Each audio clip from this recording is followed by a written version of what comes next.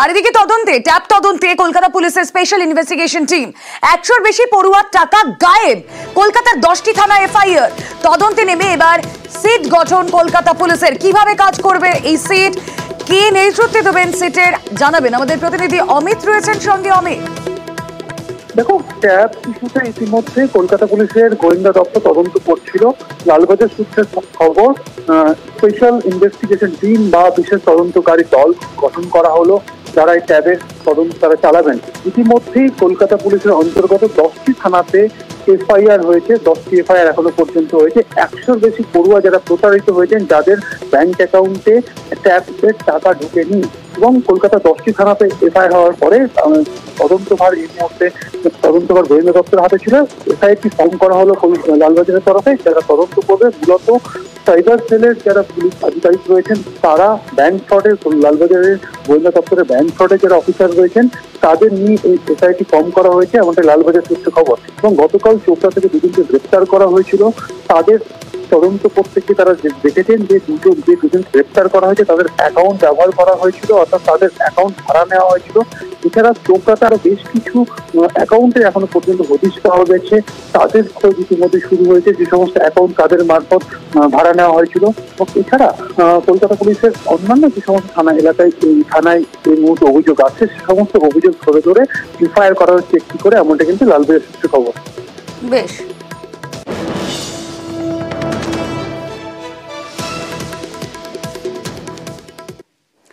ট্যাবের টাকা গায়েবে মালদায় সিট গঠন। অতিরিক্ত পুলিশ সুপারের নেতৃত্বে সিট গঠন। ট্যাবের টাকা গায়েবে মালদায় 5টি অভিযোগ দায়। 193 জন পড়ুয়ার টাকা অন্য অ্যাকাউন্টে। ইতিমধ্যে একাধিক সন্দেহজনক অ্যাকাউন্ট ফ্রিজ।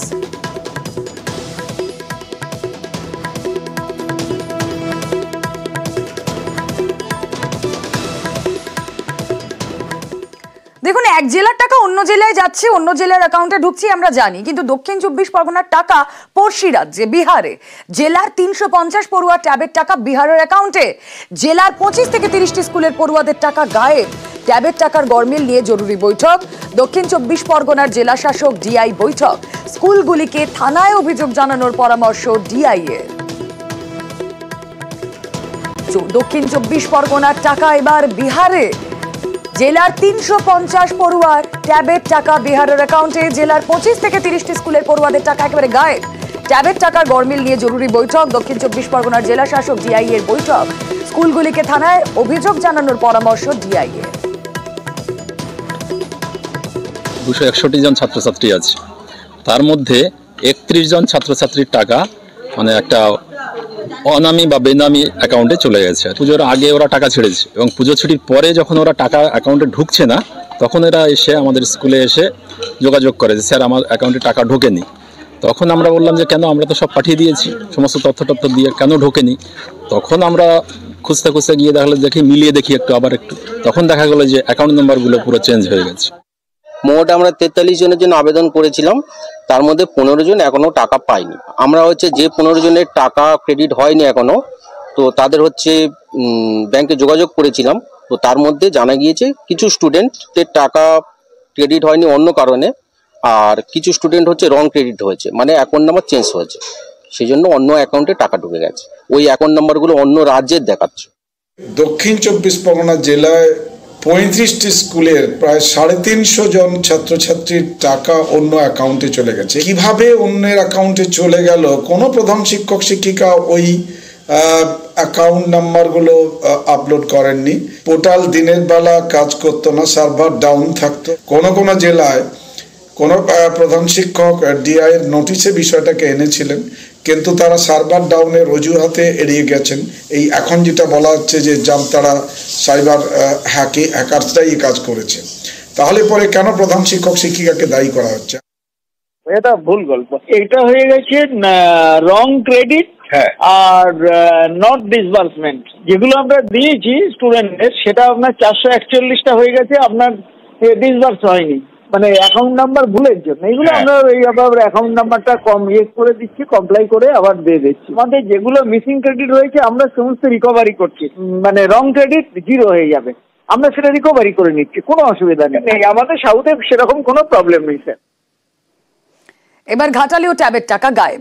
ঘাটালে স্কুলের 46 পড়ুয়ার টাকা গায়েব। 259 পড়ুয়ার মধ্যে 46 পড়ুয়ার টাকা গায়েব আর ট্যাবের টাকা অন্য অ্যাকাউন্টে ঢোকার অভিযোগ। অধিকাংশ অ্যাকাউন্টই অন্য জেলায়। উত্তর দিনাজপুর, মালদা ও শিলিগুড়ির অ্যাকাউন্টে টাকা। সাইবার ক্রাইম এবং জিআই অফিসে অভিযোগ স্কুল কর্তৃপক্ষের। স্কুল বলেছিল কালী পুজোর পরে আগে ঢুকে যাবে, এখনো তো ঢুকেনি। স্যার বললো যে অন্য অ্যাকাউন্টে নাকি ঢুকে গেছে। কালী পুজোর পর ঢুকেছে, চেক করেছিলেন? না, চেক করেছি, ঢুকেনি এখন। কতজন তোমরা স্কুলে পাওনি? 46 মতন। না, টাকা ঢুকেনি। জিজ্ঞেস করা হয়েছিল যে কতজনের টাকা ঢুকেনি, তাদেরকে নতুন করে আবার ব্যাংকের অ্যাকাউন্টের বইয়ের জেরক্স দিতে বলা হয়েছিল। অ্যাকাউন্টটা চেক করার জন্য যখন দেখতে দেখলাম যে সব নাম্বারগুলোই ভুল। মানে নাম্বারটা আমাদের অনেকেই দেখা গেছে যে সব নাম্বারগুলো আলাদা, আমাদের নয়। লিস্ট পাঠানো হয়েছে আবার নতুন করে। এক জনের ভুল হতে পারে, কিভাবে 25-30 জনের একই ভুল? অ্যাকাউন্ট গুলো অলরেডি আমাদের আপডেট করাই ছিল, পোর্টালটা খোলা যাচ্ছিল না, পোর্টালটা ভীষণ জ্যাম হচ্ছে। এখন সেটা জানতে পারলাম যে ওগুলো হ্যাকিং গুলো হওয়ার জন্য এই কেসগুলো হচ্ছে। অ্যাকচুয়াল যেটা বেনিফিশিয়ারি অ্যাকাউন্ট ছিল সেই অ্যাকাউন্টে না গিয়ে হ্যাকিং হওয়ার কারণে, ট্যাম্পারিং হওয়ার কারণে ওটা অন্য জায়গায় টাকাগুলো চলে যায়। 22 জনের অ্যাকাউন্টে টাকা ঢুকেছে এবং টাকা তুলে নেওয়া হয়েছে, উইথড্র হয়ে। কোথায় কোথায় স্যার গেছে? এবং এগুলো সবই বেশিরভাগ সব উত্তর দিনাজপুর, শিলিগুড়ি, মালদা এইসব এলাকাতেই বেশি গেছে সব। বাঁকুড়াতেও ট্যাবের টাকা গায়েব। বাঁকুড়ার 10 স্কুলে 47 পড়ুয়া ট্যাবের টাকা পায়নি। বাঁকুড়ার পড়ুয়াদের ট্যাবের টাকা মালদা এবং উত্তর দিনাজপুরে। বাঁকুড়া দুটো স্কুলের মেজর ঘটনা ঘটেছে। 41 জনের টাকা অন্য অ্যাকাউন্টে চলে যায়। বাকি 5-6টা স্কুলের 1-2 করে টাকা অন্য অ্যাকাউন্টে চলে গেছে। ইতিমধ্যে আমরা ব্যাংকগুলোকে চিঠি করেছি। কিছু কিছু ব্যাংক অ্যাকাউন্টগুলো ফ্রিজ করে টাকাটা তুলে নিয়ে সংশ্লিষ্ট ছাত্রছাত্রীর অ্যাকাউন্টে দেওয়া শুরু করেছেন। যেগুলো তুলে নিয়েছে সেটা আইনত ব্যবস্থা নেওয়া হবে। বিএস পোর্টালে স্কুল ছাড়া কোনো এন্ডে এডিট করা বা এন্ট্রি করা কেউ পারেন না। তো সেক্ষেত্রে স্কুলের ভেরিফিকেশনের গন্ডগোল, নেগলিজেন্সি নামানোর কোনো কারণ।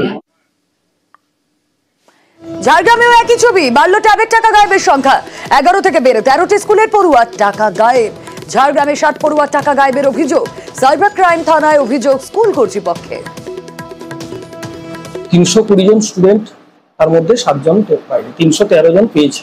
আমরা এফআইআর করেছি, ঝাড়গ্রাম থানায় এফআইআর করেছি এবং আমাদের যে সংশ্লিষ্ট দিয়ে গেছেন তাকেও জানিয়েছি। টাকাটা কোথায় গেছে কিছু জানতে পেরেছেন? দিনাজপুর ইত্যাদি সাইডে গেছে, উত্তর দিনাজপুর।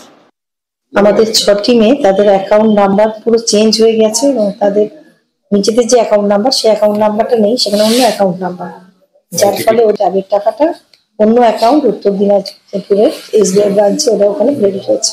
এর আগে কখনো এরকম হয়েছে না, এটাই প্রথমবার। আমরা সেটাও বুঝতে পারছিলাম কি করে সম্ভব, কারণ আমরা প্রত্যেকে চেক করে নিয়েছি, কিন্তু ওই চেক করার মাঝখানেই হ্যাক হয়েছে আমাদের অনুমান। এবং আমরা ব্যাংকে খবর নিলাম যে যেদিন ক্রেডিট হয়েছে তার পরের দিনই টাকাগুলো তুলে নেওয়া হয়েছে। একজনেরটা কোনো কারণে ব্যাংক তুলতে পারেনি, ইনঅ্যাক্টিভ হয়ে গেছে বলে, আর বাকি 5 জন তুলে নিয়েছে। মুর্শিদাবাদে অধরা ট্যাবের টাকা পাননি 17 স্কুলের 3000-এর বেশি পড়ুয়া। জালিয়াতির মধ্যেই ভেস্তে গেল বৈঠকও। গতকাল প্রধান শিক্ষক ডিআই বৈঠক বাতিল। না, এখনো অবধি আমি পাইনি। আমি কি গোটা স্কুলেরই এখনো অবধি কেউ পাইনি। ট্যাবের টাকা দেওয়ার কথা ছিল 5ই সেপ্টেম্বর থেকে কথা চলে আসছে, তবে থেকে আমরা অপেক্ষা করে যাচ্ছি। কিছু স্কুলে, বহরমপুরের প্রায় সব স্কুলেই টাকা ঢুকে গেছে, কিন্তু আমাদের কিছু স্কুল এখনো অফ রয়েছে। বুঝতে পারছি না কেন ঢুকছে না। মন্ডচন্দ্র বিদ্যাপীঠের এখনো পর্যন্ত টাকা ঢুকেনি। আমাদের টোটাল ক্যান্ডিডেট হচ্ছে 521। সোমবার দিন ডিআইকে আমি ফোন করিনি, তারপরে পরপর 2 দিনই আমি ফোন করেছিলাম ডিআইকে। ডিআইকে জানা হয় যে টাকাটা ঢুকেনি কেন স্যার, তার কোনো কারণ আমাদের জানা নেই যে টাকা ঢুকে যাবে, 2-1 দিনের মধ্যে ঢুকে যাবে, এই কথা আমাকে বলে। যখনই প্রশ্ন করছি যে স্যার টাকাটা ঢুকলো না কেন, উনি বলেন যে আমাদের 2-1 দিনের মধ্যেই ঢুকে যাবে, 2-1 দিনের মধ্যেই ঢুকে যাবে, এই কথাই বারবার বলেন।